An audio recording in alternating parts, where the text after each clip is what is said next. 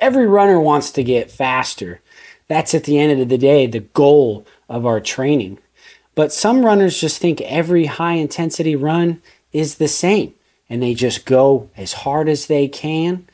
Doesn't matter if it's 5 minutes or 30 minutes. But in reality, there's different types of high intensities that train different physiological systems. And if you have an understanding of the 3 types that there are, your training will be so much more productive. Today, I'm going to go over the 3 major types of high intensity training, what they improve, and some of my favorite workouts for each. And then if you stick around next week, I'm going to go over how to program them.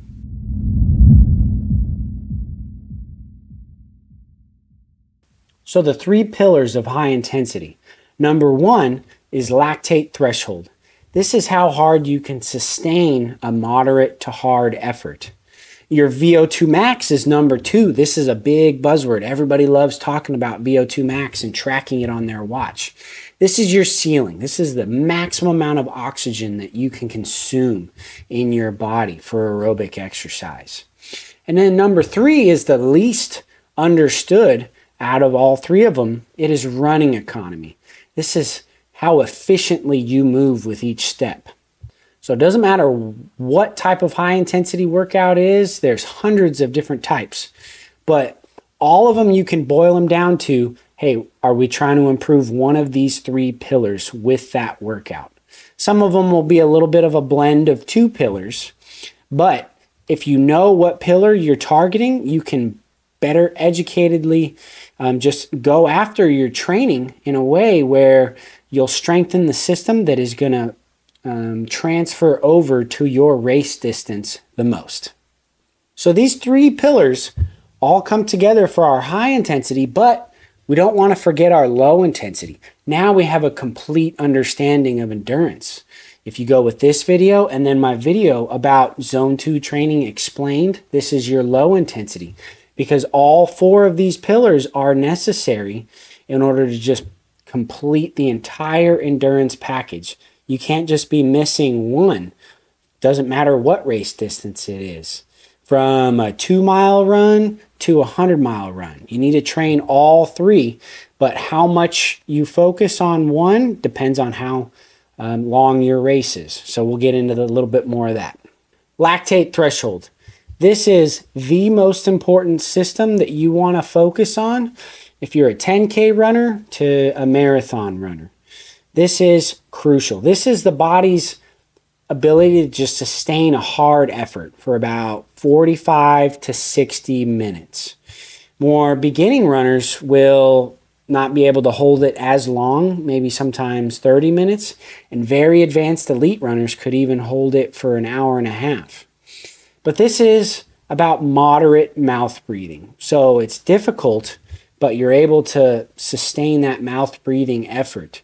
This is that middle ground high intensity. See, when we go into high intensity, our cells start burning carbs for energy, and a byproduct of that is lactate, otherwise known as lactic acid. And if this builds up in our muscle enough or in our blood enough, we reach a threshold where our muscles and our blood can no longer clear the lactic acid fast enough. And then when we get above that line, we are then above our lactate threshold. So when we're below it, we're at a much more controlled version of high intensity. Now, the golden window to improve your lactate threshold, if we're talking about heart rate, is about 82 to 88%-ish of your maximum heart rate. Everybody's different, but that's a moderate mouth breathing pace. However, you can also get a lot out of some easy mouth breathing work. So we'll just subtract 5 beats per minute off of that, maybe 77 to 82% of max heart rate. Again, everybody's different, but now this would be kind of a marathon intensity where that upper end of that range would be about an hour race pace. So this may be around a 10K effort. It depends on how fast your 10K is. But you can still gain some good benefits in that lower end of that range at marathon pace, so the lower end of those heart rate ranges. But you're going to have to do a lot more of it. And usually I reserve this intensity range for my marathon runners, and sometimes my half marathon runners will do that lower end range. But the biggest, most effective bang for your buck is going to be that moderate mouth breathing range where it's about 82 to 88% ish of your maximum heart rate. The beginning of a workout, it'll be at the lower end, and then at the end of the workout, it'll be towards the upper end, depends on the heat. But my favorite one for my longer distance runners is just 20 minutes starting out, where you're holding that effort after a nice warm up and then doing a cool down at the end, and you just progress that. 5K, 10K athletes, we can break this up into intervals of maybe we got 10-minute intervals, even 15 or 20-minute intervals. There's so many different types. Sometimes we'll even go just a hair above lactate threshold and then stick with a hair below and alternate. There's a lot of different methods to it, but don't overthink it. Just get in the correct amount of volume and try not to go above that intensity, because you want to just be consistently holding that pace for the entire time and not burn out towards the end. So focus on lactate threshold. It is crucial, for 10K to marathon runners. VO2 Max, everybody's favorite. Again, this is just the body's maximum ability to just hold a very high intensity. It's your maximum amount of oxygen that you can consume. You can definitely train above your VO2 max, but then it turns into something else. And you're just burning a lot of carbs for energy, and you're creating a lot of fatigue. And a lot of these workouts, it's actually very easy to train above your VO2 max and do these workouts too hard. So you have to treat them really carefully. This is a 2 mile to a 5K intensity. So what you could hold for roughly 12 to 20 minutes.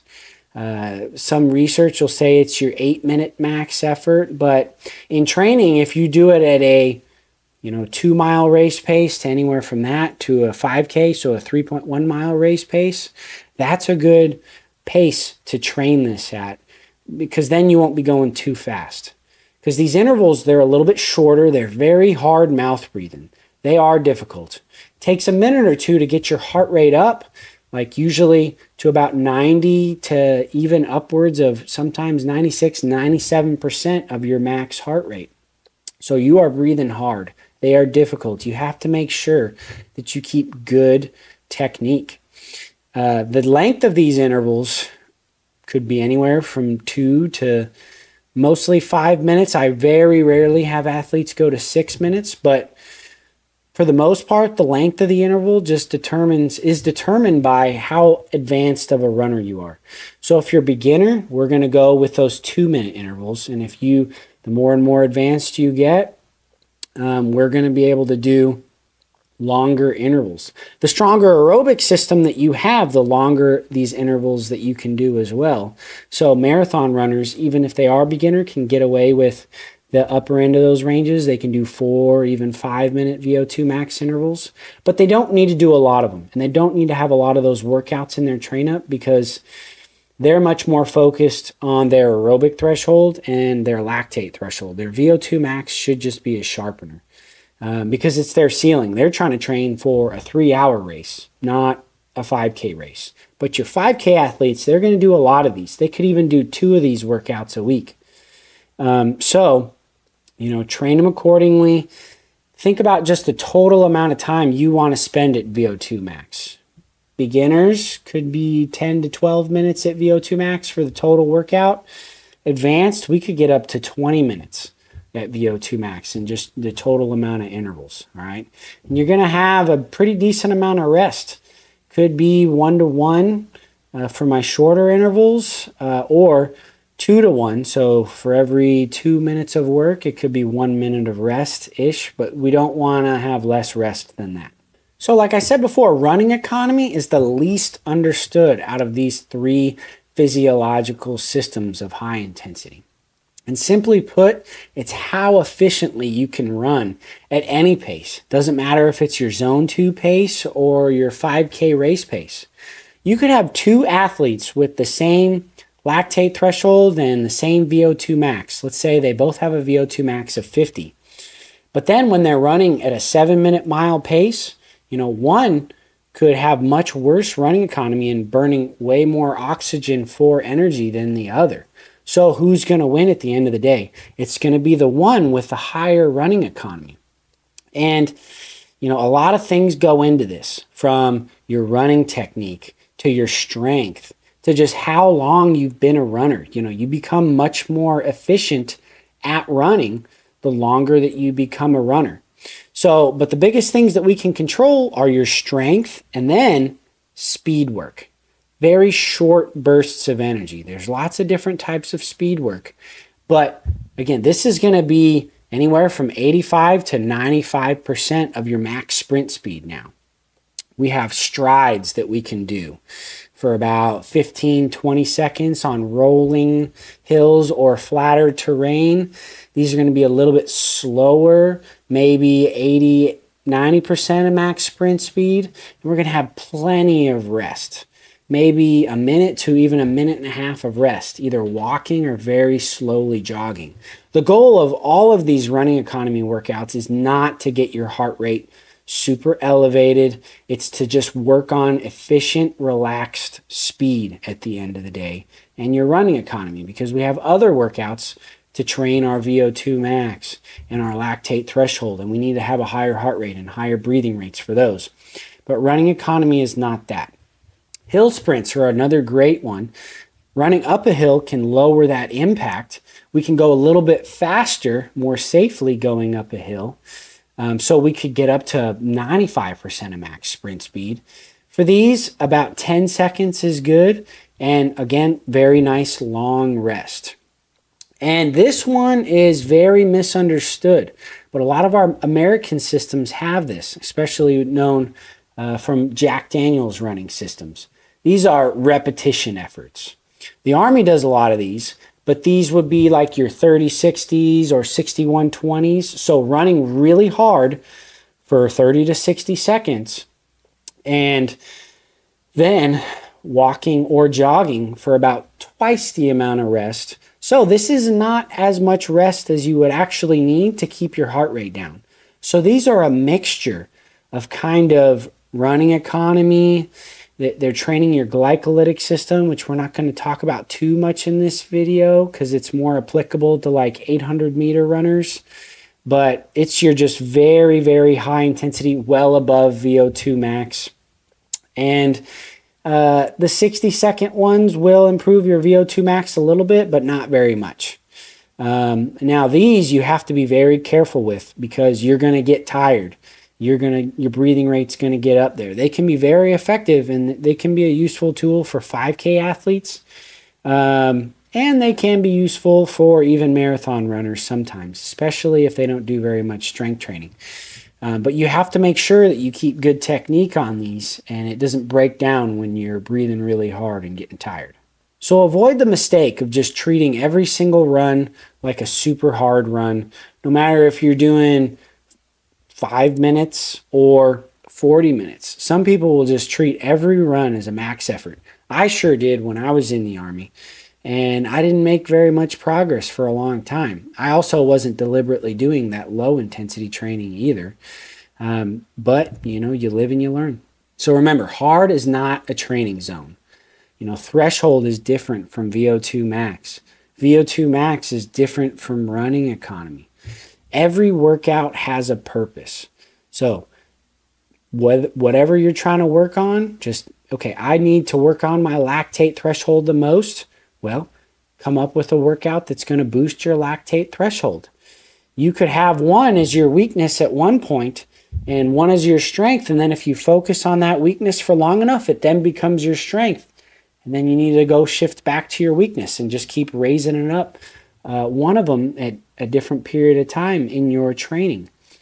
And focus on the one that you need to work on the most that's specific to your race at the end of your train-up. So if you're a 10K athlete, you're going to want to do a lot of lactate threshold work. If you're a 5K athlete, you're going to want to do a lot of VO2 max work to peak at the end of that train-up. We'll talk a little bit more about that in my next video. Just as a reminder, where we're going to go a lot more into programming. So look out for that one next Saturday. So thanks for sticking around. I hope this helps you just reach your goals and get fitter, faster, stronger at the end of the day. So train hard, live ready, and embrace the process.